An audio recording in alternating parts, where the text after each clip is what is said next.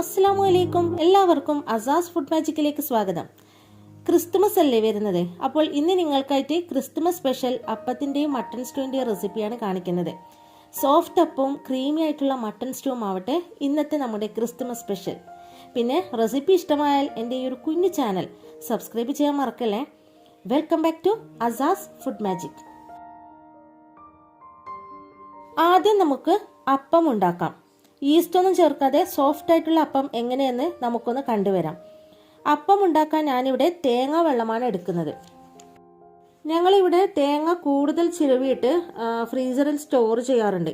അപ്പോൾ ആ സമയത്ത് തേങ്ങയുടെ വെള്ളം നമ്മൾ എടുത്തു വെക്കും. പാലപ്പൊക്കെ ഉണ്ടാക്കുന്ന സമയത്ത് അരി അരക്കുമ്പോൾ തേങ്ങ വെള്ളമാണ് നമ്മൾ അതിലേക്ക് ചേർക്കാറുള്ളത്. അപ്പോൾ തേങ്ങ വെള്ളത്തിൽ നമ്മൾ അപ്പം അരക്കുന്ന സമയത്ത് അപ്പത്തിന് നല്ല ടേസ്റ്റ് ആയിരിക്കും. അപ്പോൾ ഞാനിവിടെ തേങ്ങ വെള്ളമാണ് എടുത്തിട്ടുള്ളത്. അപ്പോൾ തേങ്ങയുടെ വെള്ളത്തിൽ 3 ചെറിയ സ്പൂൺ പഞ്ചസാര ചേർത്തിട്ട് 8 മണിക്കൂർ പുറത്ത് വെക്കുകയാണ്. അപ്പോൾ ഞാനിത് അപ്പം ഉണ്ടാക്കുന്നതിൻ്റെ തലേ ദിവസമാണ് കേട്ടോ ഇതൊക്കെ ചെയ്യുന്നത്. അപ്പോൾ 8 മണിക്കൂർ തേങ്ങ വെള്ളം നമ്മൾ പുറത്ത് അടച്ചു വെച്ചതിന് ശേഷം അരി അരക്കുമ്പോൾ നമുക്കതിലേക്ക് ചേർക്കാം.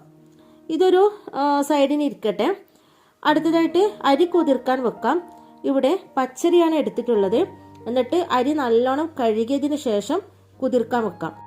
അരി ഇവിടെ 6 മണിക്കൂർ കുതിർക്കാൻ വെച്ചിട്ടുണ്ടായിരുന്നു. ഇനി നമുക്ക് അപ്പത്തിനുള്ള മാവ് റെഡിയാക്കി എടുക്കാം. അപ്പോൾ അരി കുതിർത്ത വെള്ളം ഞാനൊരു വേറൊരു കപ്പിലേക്ക് മാറ്റിയിട്ടുണ്ട്. ആവശ്യമുണ്ടെങ്കിൽ അരി അരക്കുമ്പോൾ നമുക്കിത് അരിയിലേക്ക് ചേർത്ത് കൊടുക്കാം. കുതിർത്ത് വെച്ച പച്ചരിയിലേക്ക് തേങ്ങ ചേർക്കാം. പിന്നെ ചോറ്, ആവശ്യത്തിന് ഉപ്പും കൂടി ചേർത്തിട്ടുണ്ട്. ഇനി ഇതൊക്കെ കൂടിയിട്ട് മിക്സ് ചെയ്തിട്ട് നമുക്കിത് മിക്സിയിലേക്ക് മാറ്റാം. ഇതിലേക്ക് തേങ്ങ വെള്ളം ഒഴിച്ചു കൊടുക്കുക. പിന്നെ ഒരു ചെറിയ സ്പൂൺ പഞ്ചസാരയും കൂടി നമുക്കിതിലേക്ക് ചേർത്ത് കൊടുക്കാനുണ്ട്. ഇനി നമുക്കിതൊന്ന് അരച്ചെടുക്കാം. ചിലർ അരക്കുന്ന സമയത്ത് തന്നെ ചെറിയ ഉള്ളി, ജീരകം, വെളുത്തുള്ളി ഇതൊക്കെ ചേർക്കാറുണ്ട്. ഇവിടെ അതിൻ്റെ ടേസ്റ്റ് നമുക്ക് ഇഷ്ടമില്ലാത്തത് കൊണ്ട് ഞാൻ ഇതൊന്നും ഇതിലേക്ക് ചേർക്കുന്നില്ല. അപ്പോൾ നിങ്ങൾക്ക് താല്പര്യമുണ്ടെങ്കിൽ വെളുത്തുള്ളിയും ചെറിയ ഉള്ളിയൊക്കെ ചേർക്കാം കേട്ടോ.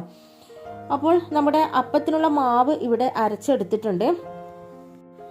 ഇനി ബാക്കിയുള്ള അരിയും കൂടി നമുക്കൊന്ന് അരച്ചെടുത്തിട്ട് വരാം. അപ്പോൾ ഞാനിവിടെ എടുത്തിട്ടുള്ള തേങ്ങ വെള്ളം മുഴുവനായിട്ട് തന്നെ അരി അരക്കുമ്പോൾ എടുത്തിട്ടുണ്ടായിരുന്നു. അപ്പോൾ അരി കുതിർത്ത വെള്ളം എനിക്കിതിലേക്ക് ചേർക്കേണ്ടി വന്നിട്ടില്ല. പിന്നെ അപ്പത്തിനുള്ള മാവ് മുഴുവനായിട്ട് ഇതാ ഇവിടെ അരച്ചെടുത്തിട്ടുണ്ട്. ഇനി നിങ്ങൾക്ക് തേങ്ങ വെള്ളം കയ്യിലില്ലെങ്കിൽ ഈസ്റ്റാണ് ചേർക്കാൻ ഉദ്ദേശിക്കുന്നതെങ്കിൽ അരി അരക്കുന്ന സമയത്ത് ഈസ്റ്റ് ചേർത്ത് അരച്ചെടുത്താലും മതി. അപ്പോൾ അധികം അയവില്ലാത്ത വിധത്തിലാണ് മാവ് അരച്ചെടുത്തിട്ടുള്ളത്. അപ്പോൾ അരച്ചെടുത്ത മാവ് ഒന്ന് കൈ കൊണ്ട് നല്ലോണം ഒന്ന് മിക്സ് ചെയ്ത് കൊടുക്കുക. അപ്പോൾ അങ്ങനെ ചെയ്യുമ്പോൾ നമ്മുടെ മാവ് നല്ല സോഫ്റ്റ് ആയിട്ട് പിറ്റേ ദിവസം നല്ലോണം പൊങ്ങി വരും. അങ്ങനെ നമ്മുടെ അപ്പത്തിൻ്റെ മാവ് ഇവിടെ പൊങ്ങി വന്നിട്ടുണ്ട്. ഇതാ നിങ്ങൾക്ക് കാണുമ്പോൾ മനസ്സിലാവും നല്ലോണം പൊങ്ങി വന്നിട്ടുണ്ട്. ഇനി നമുക്ക് അപ്പം ചുട്ടെടുക്കാം. ചൂടായ ദോശക്കല്ലിലേക്ക് ഓരോ തവി മാവ് ഒഴിച്ചു കൊടുത്തിട്ട് ചുട്ടെടുക്കുക. നന്നെ പരത്തി എടുക്കരുത്. അതുപോലെ അപ്പം മറിച്ചിട്ട് കൊടുത്തു കഴിഞ്ഞാൽ പിന്നെ നന്നെ മൊരിച്ചെടുക്കരുത് കേട്ടോ. പെട്ടെന്ന് തന്നെ നമുക്കിത് പാത്രത്തിലേക്ക് മാറ്റാവുന്നതാണ്. ചിലർ മറിച്ചിട്ട് കൊടുക്കാതെ അങ്ങനെ തന്നെ എടുക്കാറുണ്ട്. അങ്ങനെയും ചെയ്തെടുക്കാം കേട്ടോ. അങ്ങനെ നമ്മുടെ അപ്പം എല്ലാം ഇവിടെ ചുട്ടെടുത്തിട്ടുണ്ട്. ഇതാ പഞ്ഞി പോലെ സോഫ്റ്റ് ആയിട്ടുള്ള അപ്പമാണ്. ഈസ്റ്റ് ഒന്നും ചേർക്കാത്തത് കൊണ്ട് തന്നെ ഹെൽത്തിയുമാണ്. തേങ്ങാ വെള്ളം മാത്രം മതി നമുക്കിത് ചെയ്തെടുക്കാൻ വേണ്ടിയിട്ട്. നല്ല ടേസ്റ്റുമായിരിക്കും. ഇനി നമുക്ക് അപ്പത്തിനൊപ്പം കഴിക്കാനുള്ള ക്രീമി ആയിട്ടുള്ള മട്ടൺ സ്റ്റൂ റെഡിയാക്കി എടുത്താലോ. ഇവിടെ 1/2 കിലോ മട്ടൺ വെച്ചിട്ടാണ് സ്റ്റൂ റെഡിയാക്കുന്നത്. ഇവിടെ മട്ടൺ നല്ലോണം കഴുകി വൃത്തിയാക്കി എടുത്തിട്ടുണ്ട്. ഇളം മട്ടനാണ് സ്റ്റൂ ഉണ്ടാക്കാൻ ഏറ്റവും നല്ലത്. അപ്പോൾ കുക്കറിലേക്ക് മട്ടൺ ഇട്ട് കൊടുക്കുക. ഇതിലേക്ക് ചെറുതാക്കി മുറിച്ച സവോള, 6 പച്ചമുളക് നെടുകെ കീറിയത്, ഇഞ്ചി വെളുത്തുള്ളി ചതച്ചത്, കുരുമുളക് പൊടി, കറിവേപ്പില, മല്ലിയില, ഗരം മസാല, കല്ലുപ്പ് ഇതൊക്കെ ചേർത്തിട്ട് മട്ടനിലേക്ക് നല്ലോണം തിരുമ്മി യോജിപ്പിക്കുക. എരിവിനായിട്ട് നമ്മൾ ഇതിലേക്ക് പച്ചമുളകും കുരുമുളകുമാണ് കേട്ടോ ചേർക്കുന്നത്.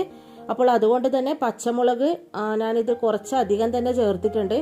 അപ്പോൾ പച്ചമുളക് എടുക്കുന്നത് നിങ്ങളുടെ എരിവിനനുസരിച്ചിട്ട് എത്രയാണെന്ന് വെച്ചാൽ ചേർത്ത് കൊടുക്കാം കേട്ടോ.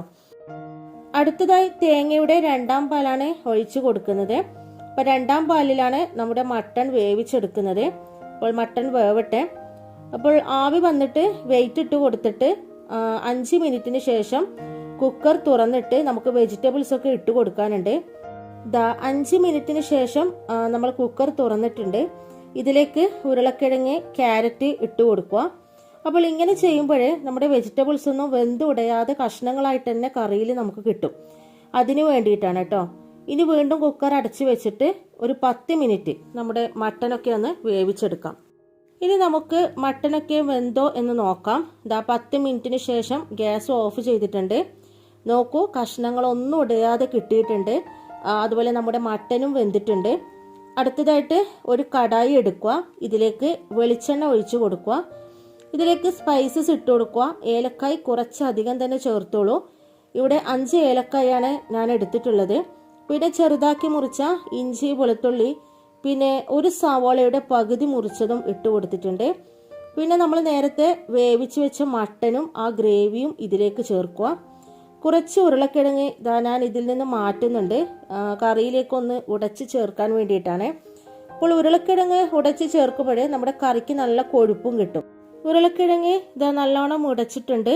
ഇതും കൂടി നമുക്ക് കറിയിലേക്ക് ചേർത്ത് കൊടുക്കാം. പിന്നെ അടുത്തതായിട്ട് തേങ്ങയുടെ 1-ാം പാലാണ് ഒഴിച്ചു കൊടുക്കുന്നത്. അപ്പോൾ 1-ാം പാൽ ഒഴിച്ചു കൊടുത്തതിനാൽ പിന്നെ കറി അധികം തിളപ്പിക്കരുത്. പിന്നെ അവസാനം അല്പം കുരുമുളക് പൊടിയും ഗരം മസാല അല്പം മാത്രം ചേർത്ത് കൊടുക്കുക. ഇനി നമുക്ക് ഗ്യാസ് ഓഫ് ചെയ്യാം. അടുത്തതായിട്ട് നമുക്ക് സ്റ്റൂവിലേക്ക് വറവിട്ട് കൊടുക്കാം. നെയ്യാണ് എടുത്തിട്ടുള്ളത്. നിങ്ങൾക്ക് നെയ്യ് ഇഷ്ടമില്ലെങ്കിൽ വെളിച്ചെണ്ണ ചേർക്കാം. അപ്പോൾ നെയ്യിലേക്ക് നമ്മൾ അണ്ടിപ്പരിപ്പും കറിവേപ്പിലയും ചേർത്തിട്ട് മൂപ്പിച്ചിട്ടുണ്ട്. ഇനി ഇത് നമുക്ക് സ്റ്റൂവിൻ്റെ മുകളിലേക്ക് ഒഴിച്ചു കൊടുക്കാം. അങ്ങനെ നമ്മുടെ ക്രീമി ആയിട്ടുള്ള അടിപൊളി മട്ടൻ സ്റ്റൂ ഇവിടെ റെഡി ആയിട്ടുണ്ട്.